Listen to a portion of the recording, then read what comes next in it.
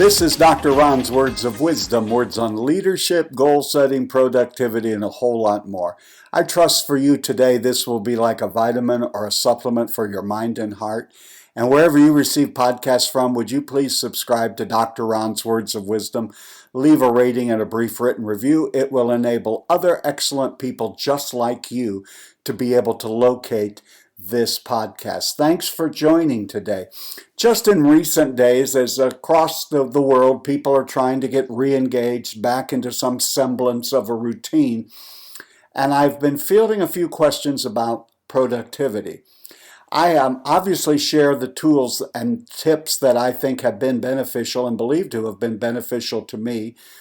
Every one of you will have to do some experimentation.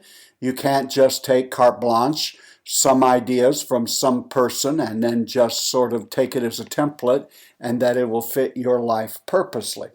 The other side of that is, though, I wouldn't just ignore what several people have told you have stood the test of time. But the productivity questions that I have gotten are, do you really need to live a regimented life that dictated by schedule and goals and vision and all of that? Well, before I give you the answer, I believe that productivity and living a productive life is much like everything else. You're going to have to experiment. You're going to have to see what moves things along for you, what enables you to keep on track. And really, it has to help you. If you're just doing it because someone else told you it was a great idea and you have not seen any appreciable difference in your own productivity and in your own life, in your own ability to get things done, then it's okay to cast them aside and find something else. Here's what I tell people who are exploring and experimenting and desirous of becoming more productive or getting some semblance of order and organization to their life. It doesn't mean tomorrow you have to organize completely and neatly all 24 hours of the day, but start with some really basic building blocks and why it's important. And for that, I would say, I believe the way you start and finish anything is significant. The way you start and finish, whether it's life, whether it's relationships, whether it's spirituality, whether it's your job, whether it's volunteerism projects, just about anything, really is dependent on how well you start and how well you finish. So if you could do that with your day, because for many of you, your life is a little out of your hands, all of the things that are going to transpire tomorrow, let's say. If you have young children, some of their needs are going to supersede and dictate that you go particular directions. If you work in an endeavor that is very people-centric, which would be the vast majority of us, there could be a crisis, there could be a breakdown in communication, any number of things that could happen tomorrow that could derail your best laid plans. So I like to think of my morning and evening routines as bookends. They also happen in the times of day that not always, but mostly are times when I am in a little more control. For instance, in the early morning. And I started this routine when I would be the first one in my household up. Therefore, that early in the day, I am not likely to field many phone calls, many inquiries. The house is still and quiet, and I can get things done. The same is also true for the end of the day. Now, again, there are going to be exceptions, but you can't build your life on the exception. You try to build your life on the rules and routines of life. And so later in the evening, as I'm preparing for bed, again, the phone calls pretty much, unless it's an emergency, have slowed down. The activities of the day, the appointments, all of the things that needed attended to have already happened. And it's a beautiful time for quiet introspection, and it's also time for reflection.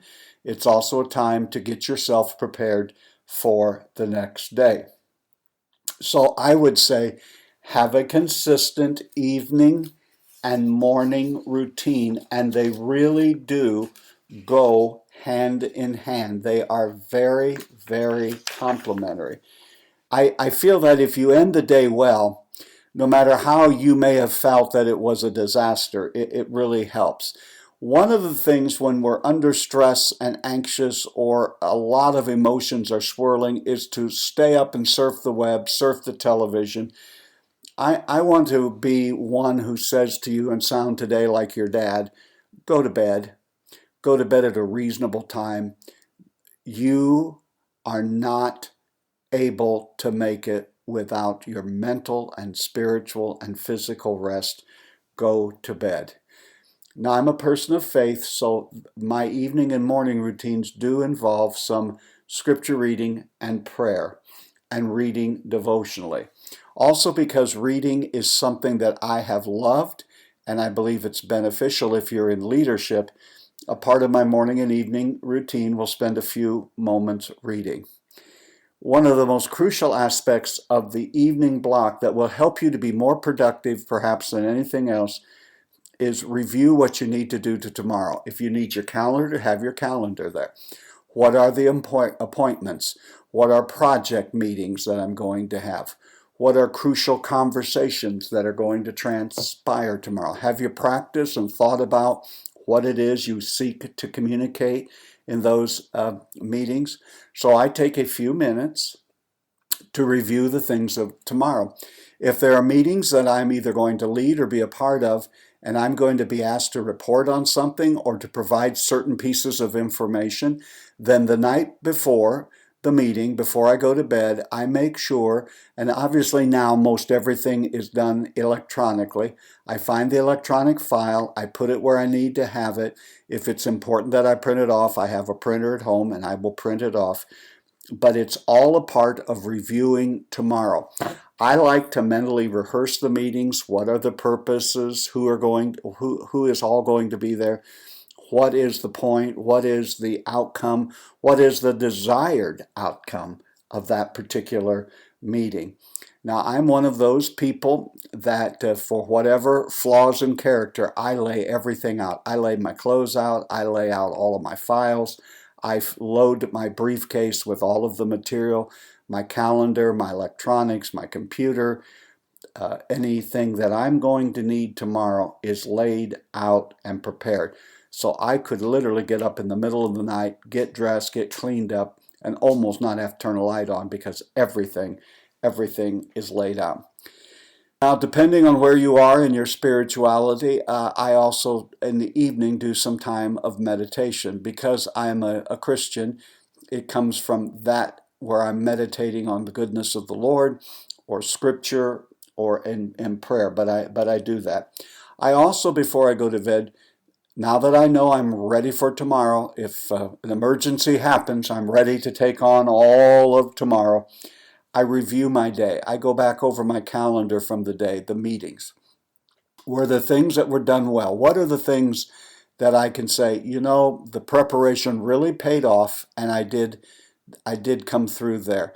Once in a while, this will help you in the area of productivity. When I get the questions on how important is productivity, one of the things that may be missing is, do you have built into your routine a way of reviewing your day? Did I handle the conversation that I knew I was needing to have?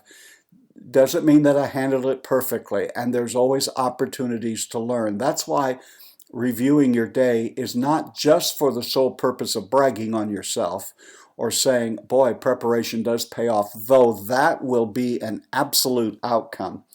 It also becomes a teaching time for you and for me. Do I need to get a little better control of my emotions? Was I as prepared as I thought I was? Were there curveballs thrown to me in these conversations or meetings that I hadn't anticipated and no one had prepared me for? And so I review the day. I'm one of those who will give myself a letter grade. And then I will write down points of, if you can find a way to make improvements, this is where it begins. Here's some things that I need to do. Also, during the evening time, I also take a few moments to review my goals. These are, as you know, professional and personal.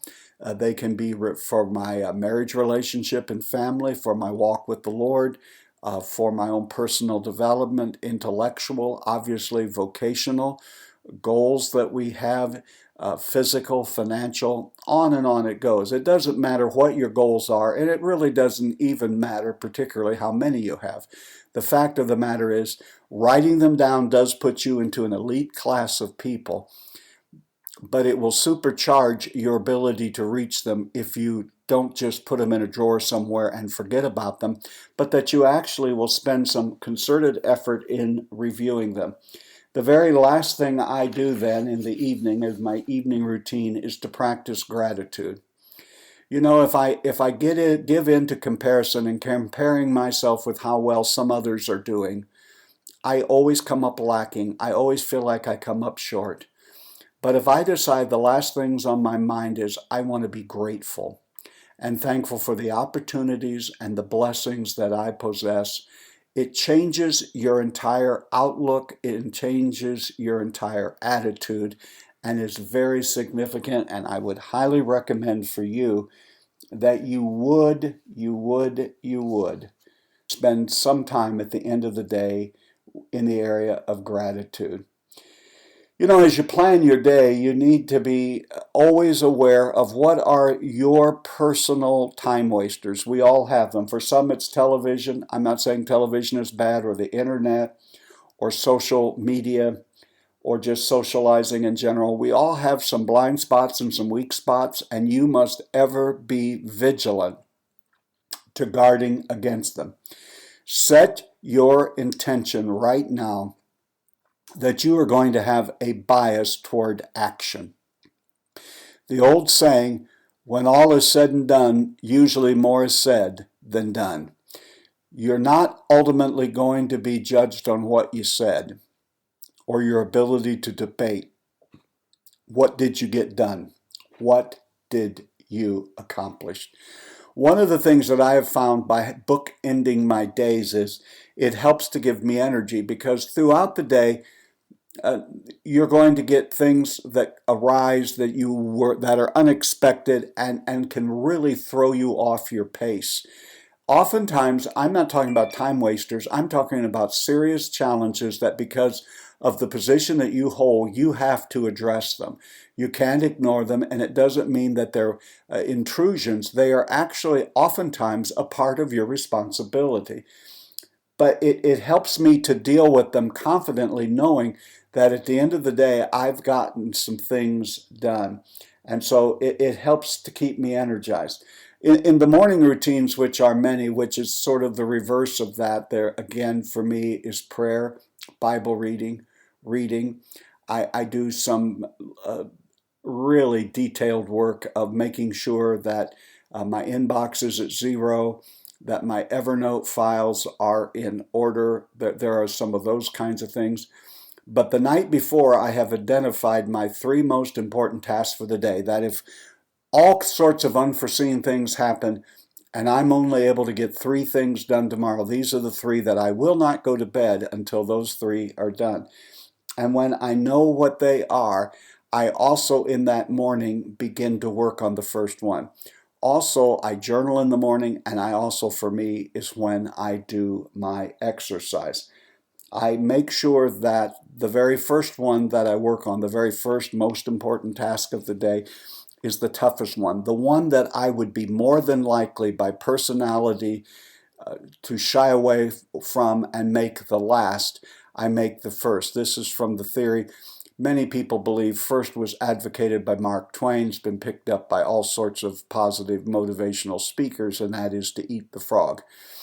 Do that one thing first that is tough, that's going to take the most energy, and perhaps even that one thing that you have been almost at every area of your life trying desperately to avoid.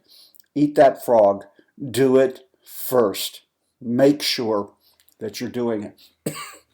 I work on my timing with a Pomodoro, which is nothing much, really much more than an old-fashioned kitchen timer from my childhood. and you can put it in 10, 15, 20, 30, 40-minute increments. Always build in a 3 to 7 minute release valve time at the end where you can walk around, get a beverage, use the restroom, attend to some other matter, and then if you're going to come back and either continue on that task or another one, set the timer again. I discovered that a timer really keeps me motivated. I hear it clicking in my head even though it doesn't click until it's done. But it forces me to focus on the matter at hand and to not get distracted, realizing I have just these amount of minutes in which I need to get this done. And there is an almost exhilaration that comes from a job well done and from the fact that you got things done that really desperately needed to be done. And so I highly recommend it. And why I recommend always looking for ways to be more productive. If you think it's all too complicated, then I would say to you, begin with a morning and evening routine. Yours does not need to be as complex as mine. Mine has evolved over the years. Maybe you only need to do 2 to 3 things in the morning and 2 to 3 things in the evening. If you're not doing them now, it will not take a whole lot long of a time for you to realize how much more productive you are becoming. You've been listening to Dr. Ron's Words of Wisdom, words on leadership, goal setting, productivity, and a whole lot more. I trust today this has been like a vitamin or a supplement for your mind and heart. And wherever you receive podcasts from, would you please subscribe to Dr. Ron's Words of Wisdom, leave a brief rating and a written review. It will enable other excellent people just like you to be able to locate this podcast. Remember, my leadership friend, you are doing better than you think you are. You really are. And until next time, this is Dr. Ron saying, have a great and blessed day.